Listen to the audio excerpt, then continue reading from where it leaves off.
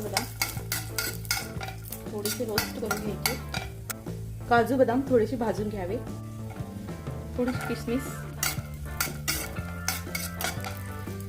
खोबरं, तूप 2 चमचे. मध्ये आपण धन्याची पावडर घालणार आहोत. धन्याची पावडर नसेल अख्खे धनेही घालू शकतो. छान मस्त अशी भाजून घ्यायची आहे. सुगंध सुटला आहे, छान असा सुगंध सुटला आहे धन्याच्या पावडरचा. गॅस बंद करू. वेलची पावडर, खोबरं, काजू बदाम, साखर, पावडर शुगर व्यवस्थित मिक्स करून घ्यायचं. आपला पंजिरीचा प्रसाद तयार आहे.